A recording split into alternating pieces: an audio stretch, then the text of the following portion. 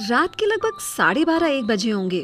Office का pending काम खत्म करके मैं अपने फोन को साइलेंट पर डालकर सोने ही वाली थी कि अचानक फोन बज उठा। स्क्रीन पर एक अनजान नंबर फ्लैश हो रहा था। पहले तो सोचा इग्नोर कर दूं, लेकिन फिर लगा इतनी रात को कोई यूं ही कॉल क्यों करेगा, और वो भी मुझे। थोड़ी देर तक स्क्रीन को घूरती रही, फिर न जाने क्यों अंदर से एक अजीब सा एहसास हुआ कि शायद ये कॉल जरूरी हो सकता है। और ज्यादा सोचती उससे पहले ही अंगूठा ग्रीन बटन पर चला गया और मैंने कॉल रिसीव कर ली। हेलो, मैंने धीरे से कहा।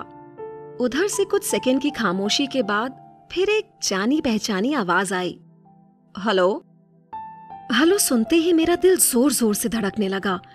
ये वही आवाज थी जिसे कभी रोज सुना करती थी, रात दिन सुबह शाम, कभी काम से तो कभी बस बेवजह ही, लेकिन अब कई सालों से नहीं सुनी थी।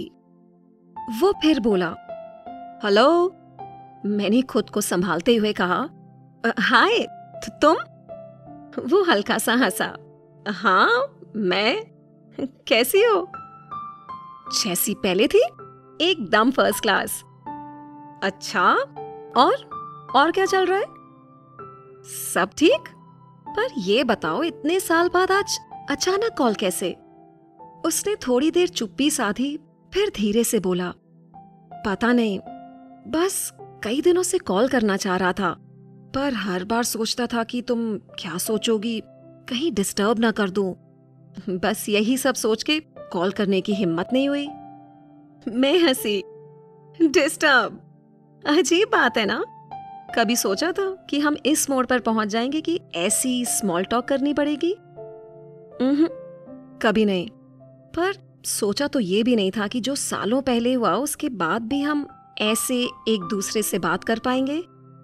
तो फिर आज अचानक हिम्मत कैसे आ गई? वो हंसा, क्या बात कर दी? तुम तो हमेशा मुझे हल्के में लेती हो यार। वो फिर थोड़ा सा हिचकिचाते हुए बोला, एक्चुअली वो तुम्हारी याद आ रही थी। मैंने उसकी बात का जवाब नहीं दिया। इतने सालों बाद ये सुनकर कैसा महसूस करना चाहिए ये समझ ही नहीं आया। फिर उसने चिढ़ाते हुए पूछा, वैसे पहचान तो लिया ना? मैंने मुस्कुराते हुए कहा, तुम्हें लगता है कि मैं तुम्हें कभी भूल सकती हूँ? वो हंसा, अच्छा जी, ऐसी बात। वैसे ऑनेस्टली जितना मैं तुम्हें जानता हूँ, तुम भूलने वालों में से तो नहीं हो। मैंने तुरंत टोका, फिर से अच्छा जी मत बोलना, अजीब लगता है। अच्छा तो क्या बोलूं? कुछ भी, बस ये मत बोलो। अजीब हो तुम, पहले भी और अब भी बिल्कुल नहीं बदली हो यार। हाँ पता है, और क्यों बदलूं? मुझे तुम्हारी यही अजीबियत पसंद थी, उसने धीरे से कहा।